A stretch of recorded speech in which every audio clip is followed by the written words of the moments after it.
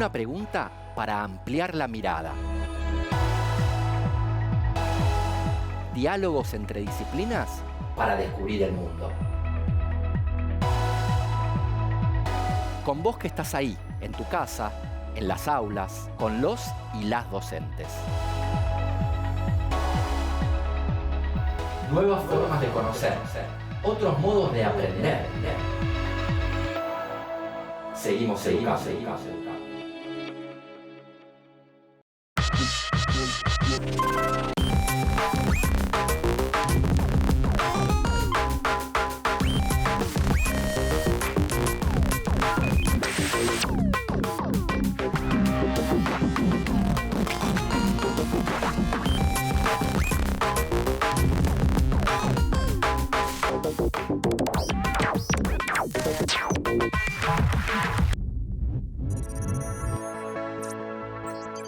Hola, soy Andrés Riesnik y hoy, junto con Lautaro, profesor de Química, y con Alejandro, profesor de Geografía, nos preguntamos: ¿el litio se puso las pilas?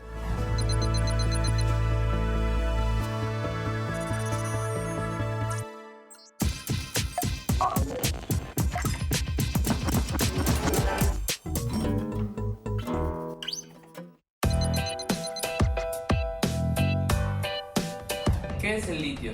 El litio es un elemento químico de símbolo Li y número atómico 3. En la tabla periódica se lo encuentra en el grupo 1. El litio es un metal blando de color blanco-plata. El litio tiene varios usos y entre ellos está tratar y prevenir enfermedades psiquiátricas como el trastorno de bipolaridad, la fabricación de vidrios especiales, esmalte de cerámica y medicamentos. Se usa para tratar enfermedades psiquiátricas y depresiones.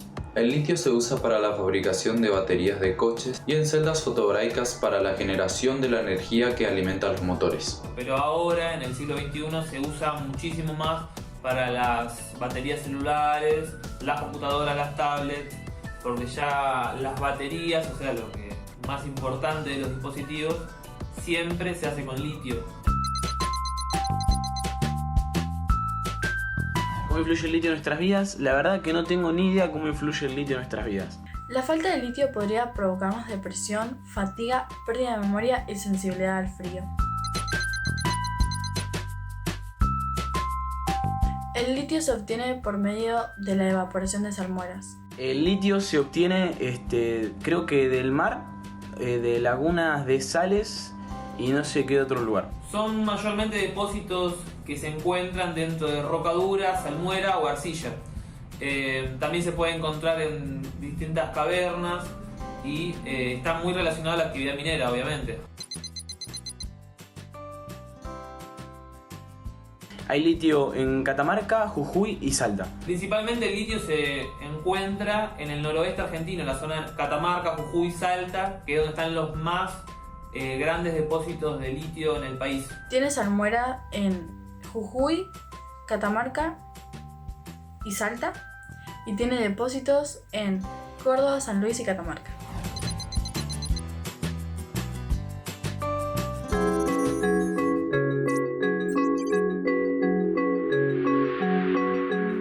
Liviano como una pluma, pero difícil de sostener por más de 2 minutos. ¿Qué es? ¿El litio? No. Es la respiración, pero ¿por qué respondiste el litio, Lauti? Si te digo que el litio es el elemento químico de número atómico 3, masa atómica 6,94 y símbolo Li, ¿te resuelve algo? Algo. Se me viene a la cabeza la tabla periódica de los elementos de Mendeleev. De hecho, una amiga la tiene como cortina de baño en su casa. Bueno, estás encaminado, Andrés, porque el litio es uno de los elementos que existen en la Tierra desde el Big Bang. Unos segundos después de la gran explosión que dio origen al universo, no había luz, pero había litio. Y si lo ubicás en la tabla periódica, vas a ver que es el primero a la izquierda entre los metales. Eso significa que es el metal más liviano que se conoce. Soy profe de química, por eso cuando dijiste liviano, lo primero que se me vino a la cabeza fue litio. A mí lo primero que se me viene a la cabeza cuando escucho litio es un tío mío, Manuel, pero todos le decíamos Lito. O litio, si no se pone muy pesado. Bueno, pero saquemos a mi familia del medio. ¿Qué es el litio? Porque sé que es un elemento clave para la fabricación de las baterías de los celulares, pero no mucho más que eso. El litio es un metal muy interesante. Como buen alcalino, como el sodio o el potasio, es brillante y blando, al punto que se puede cortar con un cuchillo. El litio se oxida muy rápidamente en contacto con el aire. Es muy reactivo y no existe en la naturaleza en estado metálico puro. Digamos, siempre aparece en compuestos, en rocas, dentro de minerales, en salinas o en soluciones como salmueras. Y flota en el agua. Lo que pasa es que dura muy poco tiempo porque rápidamente se disuelve. Estás vendiendo al litio como para unas citas ciegas. Si así presentás todo, Lauti, quiero que me representes. Pero no estoy inventando nada. El litio es así. Y como vos dijiste, ahora se lo conoce porque es fundamental para la fabricación de baterías de celulares. Digamos que esa es la más popular en estos tiempos, pero tiene muchas otras aplicaciones. Vamos ahora a un ping-pong de una pregunta con muchas respuestas. ¿Para qué otras cosas que no sean baterías recargables se utiliza el litio? Comenzando ya. Fabricación de acero. Cerámicos del baño. Fabricación de esmaltes y lubricantes. Medicina. Fuegos artificiales. Caucho. Tiempo. Entonces, ¿hay litio en todos lados? Es que el litio es muy útil, pero por sus características y combinado con otros elementos, soluciona muchos problemas. Por ejemplo, en aleaciones con el aluminio, en los fuselajes de los aviones, los hace más resistentes. También hace que los vidrios para fuentes de cocina o los lubricantes de motores tengan más resistencia a las variaciones de temperatura. Nombraste los fuegos artificiales. Sí, Andrés, cuando veas fuegos artificiales de color rojizo es por el litio. Así como la llama del cobre es verde, la del sodio es amarilla y la llama del magnesio es como el flash de una cámara de fotos. Y en medicina se usa carbonato de litio como medicación psiquiátrica. Y para baterías, claro, desde hace casi 30 años. Desde las más chiquitas hasta las más grandes, del tamaño de contenedores. Las que se utilizan para almacenar la energía limpia, no contaminante, energía solar o eólica, del sol o del viento. Podemos decir entonces que el litio es como un elemento comodín, sirve para todo.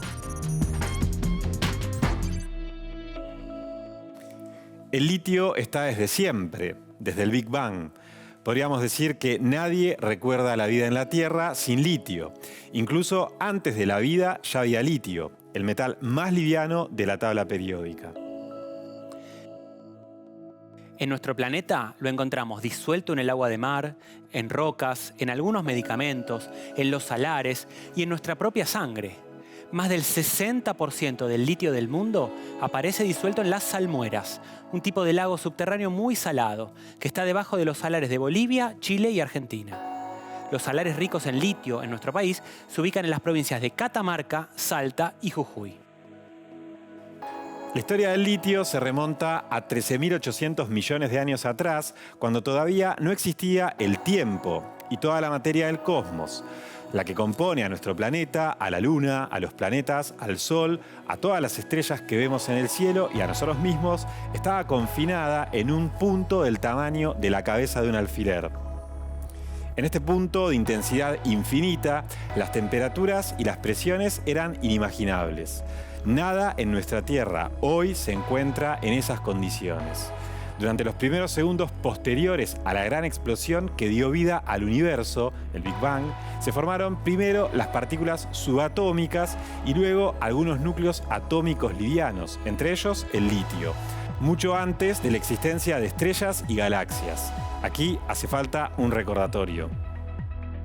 Los átomos se componen de núcleos formados por un lado por protones de carga positiva y neutrones, que son neutros, y por otro de electrones de carga negativa. Neutrones, protones y electrones son los que se denominan partículas subatómicas, ya que son más pequeñas que un átomo. Durante los primeros segundos posteriores al Big Bang, el universo era un plasma, no una tele rectangular. El plasma es el cuarto estado de agregación de la materia. Ni líquido, ni sólido, ni gaseoso. Una especie de sopa incandescente con partículas cargadas en su interior. De hecho, no se podía diferenciar materia y energía, ya que las transformaciones eran muy rápidas. Pensemos que por entonces la temperatura del universo era mayor a 10.000 millones de grados centígrados. Este calorcito y la permanente radiación de los segundos iniciales solo permitía que se formaran partículas subatómicas. Cuerpos y objetos más grandes no sobrevivían. Pero a medida que esa sopa de plasma se iba expandiendo, se iba enfriando y podían formarse partículas cada vez más grandes. Pasados los primeros 100 segundos del Big Bang, sí, menos de 2 minutos, se formaron los primeros núcleos atómicos, el litio, el helio y el deuterio. El 7, que acompaña el símbolo del litio, indica que ese núcleo se compone por 3 protones y 4 neutrones. La temperatura tuvo que descender de 10.000 millones a 1.000 millones de grados centígrados para que esos protones y neutrones que componen al núcleo del litio 7 se mantengan unidos y no se destruyan, a pesar de la permanente radiación a enormes temperaturas. Buena parte del litio que actualmente se encuentra presente en nuestro planeta y en el universo, un 25%, se formó en ese proceso que se denomina nucleosíntesis primordial, en esos primeros segundos tras el Big Bang. Pero el 75% del litio restante tuvo otro origen, uno común a otros elementos químicos, como las grandes explosiones de estrellas. Aunque pasó muchísimo tiempo para que se formaran las galaxias y las estrellas en su interior. Entonces, tenemos que tras el estallido originario, el universo fue durante 1 millón de años un plasma, un fluido con electrones, protones y algunos núcleos en su interior. Es decir, existían los núcleos de algunos elementos livianos como el litio, pero no los átomos. Tampoco existía la luz, ya que por ese entonces era permanentemente absorbida y emitida por los electrones. Solo cuando la temperatura descendió por debajo de 4.000 grados centígrados se formaron los primeros átomos. La fuerza electromagnética, una de las 4 fuerzas fundamentales del universo, pudo atraer un electrón y un protón y formar los átomos de hidrógeno, que es el elemento más simple de la tabla periódica y el más abundante del cosmos. Cuando los electrones quedaron atrapados en los átomos, nació también la luz, ya que los electrones, ahora confinados, ya no podían absorberla. La radiación liberada comenzó su recorrido iluminando el universo, precisamente a la velocidad de la luz. El espacio se volvió transparente e intensamente luminoso. El universo tenía 1 millón de años de vida. Desde entonces, con el paso del tiempo, la expansión del universo y el descenso de la temperatura, la energía de esa radiación que iluminó los cielos ha venido disminuyendo continuamente y la noche, que antes era luminosa, se volvió oscura. La organización del cosmos en galaxias y espacio intergaláctico surgió varios millones de años después, por un proceso aún no del todo claro. Lo que sí se sabe es que las estrellas se forman a partir de gas y polvo galáctico. Su brillo se debe a la fusión nuclear que ocurre en su interior, donde 2 núcleos de un átomo liviano se unen para formar otro más pesado. Este proceso es conocido como nucleosíntesis estelar. Por ejemplo, en el corazón de las estrellas más antiguas como el Sol, 4 núcleos de hidrógeno se unen transformándose en un núcleo de helio. Y es tanta la energía que se produce durante la reacción de fisión nuclear que aunque la distancia entre el Sol y nuestro planeta sea de alrededor de 150 millones de kilómetros, a nosotros nos llega esa energía en forma de calor. Según el tamaño y tipo de estrella, se formaron otros elementos de la tabla periódica, como carbono, nitrógeno, fósforo u oxígeno. Los elementos más pesados que el hierro se forman en explosiones de enormes estrellas llamadas supernovas, que en su muerte explosiva arrojan estos elementos al medio interestelar. Las estrellas son, por lo tanto, los grandes hornos donde se cocinan los elementos químicos que nos constituyen, a nosotros y al todo. La Tierra, tercer planeta desde el Sol, cuenta con 4.600 millones de años de vida. Y es el único del sistema solar que desarrolló una biosfera, cuya existencia es resultado de una increíble seguidilla de singularidades. El rápido movimiento giratorio y el núcleo de hierro y níquel de la Tierra forman un campo magnético extenso que nos protege de casi todas las radiaciones nocivas provenientes del Sol y de otras estrellas. Al mismo tiempo, Júpiter y Saturno, los planetas gigantes que están detrás de Marte, nos protegen de los meteoritos que permanentemente ingresan al sistema solar, ya que gracias a su gran energía gravitatoria los atraen hacia ellos. y los que logran escapar de estos hermanos mayores se desintegran en la atmósfera, nuestro último escudo antes de que puedan llegar a la superficie. Es más, el tamaño de la Tierra y su distancia al Sol son justas para permitir la existencia de agua en sus tres estados: sólido, líquido y gaseoso. Ahora bien, desde aquel lejano origen en el Big Bang o en las estrellas, ¿cuál fue el viaje del litio hasta nuestros salares? Pensemos la superficie de nuestro planeta como un collage de placas, porciones de corteza flotando sobre un manto de comportamiento blando. Un clásico ejemplo de la tectónica de placas es la formación de la cordillera de los Andes. Es una estructura que se originó en diferentes tiempos desde hace unos 100 millones de años atrás. Hace un ratito, si consideramos la edad de la Tierra. Y el espacio donde se erigió este joven edificio y todavía en formación era ocupado por un mar cálido y cuerpos de aguas dulces y salados poco profundos. La cordillera se caracteriza por contener los volcanes más altos del planeta, que rozan los 7.000 metros de altura y están activos desde hace unos 25 millones de años. Además, posee una gran cantidad de cuencas endorreicas, las que no tienen salida al mar, como los salares de la Puna. Las condiciones de aridez que caracterizan a esta región generan un sistema natural único, debido a que las montañas actúan como un freno a las lluvias. Las cuencas endorreicas andinas son como gigantescas palanganas y tienen la particularidad de que la poca disponibilidad de agua confluye hacia la zona central, la más baja. Estas aguas termales, provenientes de los volcanes, presentan gran concentración de sales de sodio, potasio, magnesio y, por supuesto, litio.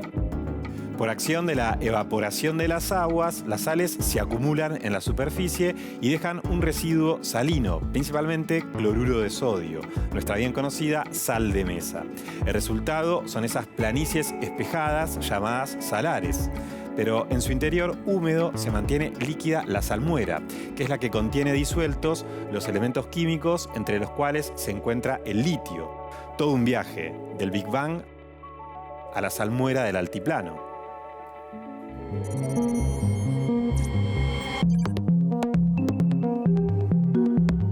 Muchachos, no sé por qué, pero estoy como agotado. No sé si es la presión o que estamos cerca de fin de año. Tenés que recargar pilas de alguna manera. Mejor baterías. ¿No es más o menos lo mismo? Pilas, baterías. Más o menos, pero no son lo mismo. En general, las pilas deben ser reemplazadas cuando se agotan. En cambio, las baterías son recargables. ¿Por eso las baterías tienen litio? ¿Qué función cumple el litio en las baterías? Paso a paso. Las pilas y baterías son dispositivos que nos permiten utilizar un artefacto eléctrico sin necesidad de enchufarlo. Eso lo sabemos. ¿Pero por qué sucede esto? Porque las pilas y las baterías convierten en energía eléctrica la energía química que almacenan en su interior. Mirá el de geografía, exacto. Muy bien, Ale. Entonces la batería recargable está constantemente sometida a la transformación de energía, de eléctrica a química y de química a eléctrica. ¿O entendí mal? No, Andrés, entendiste perfecto. Y así se explica la diferencia entre una pila alcalina no recargable y una batería de litio. En la batería, el proceso es reversible. En la pila, los reactivos que generan electricidad se van consumiendo. Entonces, cuando una pila se agota, tenés que comprar una nueva y reemplazarla. En cambio, en el caso de las baterías de litio, una vez que esa reacción química que generó electricidad se agota, vos podés dar vuelta a la reacción. Ahí es cuando se enchufa la batería y el litio viaja en el sentido contrario, recargándola. Es un ida y vuelta como un buen marcador lateral en el fútbol. Es buena la comparación, porque es así, ida y vuelta. Y como le sucede a cualquier jugador, en algún momento también se agota el proceso de recuperación y hay que cambiar también ese jugador, es decir, a la batería. La batería de litio tiene esa ventaja, es recargable, pero no significa que sea eternamente recargable. En un momento también se agota. Bueno, pero ¿me vas a decir qué función cumple el litio en las baterías? ¿Por qué es tan importante? ¡Qué ansioso! Tranquilo, ya casi llegamos. Pero primero lo primero. Ya dijimos que las baterías de los teléfonos celulares, al igual que las de las cámaras de fotos, bicis eléctricas y autos eléctricos, llevan litio en su interior. Y el litio tiene una importancia vital en los procesos de carga y descarga de una batería. Esa la sé. Cuando enchufás la batería, es la electricidad de la red la que hace que los iones de litio y los electrones migren en el sentido opuesto. Y ahí viene la respuesta, Andrés. Eso ocurre a través de lo que conocemos como reacciones de óxido de reducción o redox, un tipo especial de reacción química que transcurre con transferencia de electrones entre las especies reactivas. Cualquier reacción química implica la ruptura de uniones entre los átomos de las especies que reaccionan, las que llamamos reactivos, y que pasan a formar especies nuevas, es decir, los productos. La particularidad de las reacciones químicas dentro de las baterías es que el pasaje de reactivos a productos ocurre acompañado de un intercambio de electrones entre los reactivos. Los electrones se mueven a gran velocidad alrededor del núcleo en un átomo. En una reacción redox, los electrones migran desde un elemento hacia otro elemento. La especie que pierde electrones se oxida, mientras que la que recibe los electrones se reduce. Pará. ¿Vos me estás diciendo que cuando se oxida un clavo o una hamaca estamos ante una reacción redox? Tiene mucha más onda decir el toldo de mi casa es víctima de una reacción redox que se me está oxidando el toldo. Podés decirlo tranquilamente. Ese rojo tan característico del herrumbre que aparece en la superficie es óxido de hierro, que se forma cuando el hierro del clavo o de la hamaca o del toldo reacciona con el oxígeno del aire. En el proceso, el hierro le transfiere electrones al oxígeno, formando óxido de hierro. Entonces, ese flujo de electrones de una especie a otra no es otra cosa que corriente eléctrica. Ni más ni menos, es corriente eléctrica. Y el secreto de una batería radica en aprovechar ese flujo de electrones o corriente eléctrica mediante un dispositivo apropiado para tal fin. Qué curioso que cuando uno está agotado y quiere recargar baterías dice, me tengo que desenchufar. Pero para recargar las baterías de los aparatos es lo opuesto. Hay que enchufarlos. Una observación muy filosófica de las baterías, Andrés.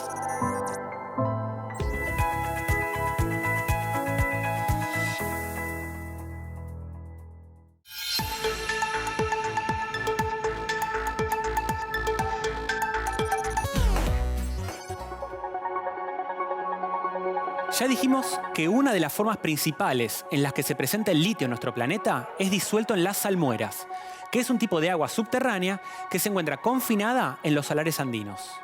La palabra salmuera se utiliza también para nombrar el agua que acompaña a las aceitunas y a otros alimentos rica en sal. Y efectivamente la salmuera que está debajo de la costra salina en los salares es eso, un tipo de agua subterránea rica en sales. La diferencia es que además de tener disuelta la sal comestible, también conocida por su nombre artístico, cloruro de sodio, la salmuera de los salares tiene otros tipos de sales. Sales de potasio, de magnesio, de boro, sulfatos y litio. Y la técnica evaporítica es una de las más económicas y rentables para extraer litio. Aunque en Australia, por ejemplo, extraen litio de rocas en métodos que se parecen bastante más a la minería convencional. Y justamente el método evaporítico que se utiliza actualmente para extraer litio de los salares de nuestro país, en Jujuy y Catamarca, se basa en evaporar agua para recuperar los residuos salinos que se forman al fondo de enormes piletas. Y para evaporar el agua y precipitar la sal en estos piletones, se utiliza la radiación solar. El sol es un gran aliado. ¿En qué consiste este método evaporítico? Consiste en bombear la salmuera subterránea a enormes piletas que poseen baja profundidad pero gran área. Con esta distribución, durante un determinado tiempo, el sol evapora el agua y se depositan en el fondo las sales. Recordemos que en la puna hay siempre mucho sol y muy baja humedad ambiente, además de que llueve muy poco. La diferencia entonces con nuestro vasito de agua con sal, que necesitamos calentar para que el agua se evapore, en los salares de la puna basta con esperar que el sol haga su trabajo durante un determinado periodo de tiempo, que puede ser meses. Las salmueras naturales son mezclas ricas en varios tipos diferentes de sales, con lo cual lo primero que precipitará es la sal menos soluble y quedarán disueltas las otras. Es decir, que la salmuera se irá concentrando. Lo primero que precipita es cloruro de sodio, la sal de mesa. Allí es cuando resulta necesario bombear el agua de la superficie a otra pileta, dejar que el sol haga su trabajo y al cabo de un tiempo separar nuevamente el líquido. En una segunda etapa precipita el cloruro de potasio. Esta operación se repite un número de veces dependiendo de la composición del salar. Después llega el turno del magnesio Y aquí es necesario agregar cal, ya que para separar el magnesio es necesario transformarlo químicamente y precipitarlo en forma de hidróxido de magnesio. El cloruro de litio es la última sal que queda en la salmuera concentrada, después de haber pasado por 10 a 15 piletas de evaporación.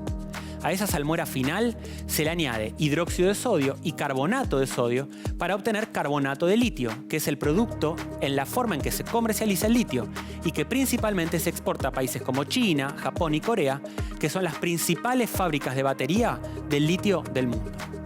Cada tonelada de litio representa en promedio la evaporación de 2 millones de litros de agua. Nuestro proyecto es una nueva técnica, es una técnica disruptiva con respecto a la técnica de extracción actual. Es una técnica de extracción del litio a partir de la salmuera basado en técnicas de electroquímica que captura el litio de la salmuera de manera mucho más rápida y más eficiente que la técnica actual, sin necesidad de agregado de químicos y sin necesidad de evaporar unas cantidades de aguas importantes, como se hace con la técnica actual. Esta nueva técnica que estamos proponiendo nosotros es mucho más sustentable que la técnica actual. Es una técnica que está en etapa de desarrollo, pero es una técnica que nosotros creemos que tiene mucho futuro para toda la economía de la región y bueno, para llegar a una economía del litio más sustentable. Si queremos energías renovables, necesitamos muchas baterías. Si necesitamos muchas baterías, vamos a necesitar mucho litio. Sería una inconsistencia que el litio fuese extraído bajo técnicas no sustentables para después utilizarlo en aplicaciones sustentables. Entonces, si queremos energías renovables y verdes, necesitamos extraer el litio de una manera sustentable y verde. La revolución del litio. Alguien observó su comportamiento y nuestras vidas cambiaron para siempre. La ciencia y lo inesperado, el metal más liviano que se conoce y que está en el universo desde antes que se forme nuestra galaxia, de repente se convirtió en la estrella de las comunicaciones. Sin el litio en las baterías, seguramente hoy estaríamos hablando de un mundo distinto. Menos comunicado. Menos desarrollado. Con menos selfies. Seguro hay mejores maneras, más sustentables de sacarle el jugo al litio. Hay que seguir buscando para que conseguir litio para almacenar energías limpias no se convierta en un trabajo sucio. Sí, sacarle el jugo a un metal. ¿Se puede? Claro que se puede. ¿O no hablamos de una revolución? La revolución del litio.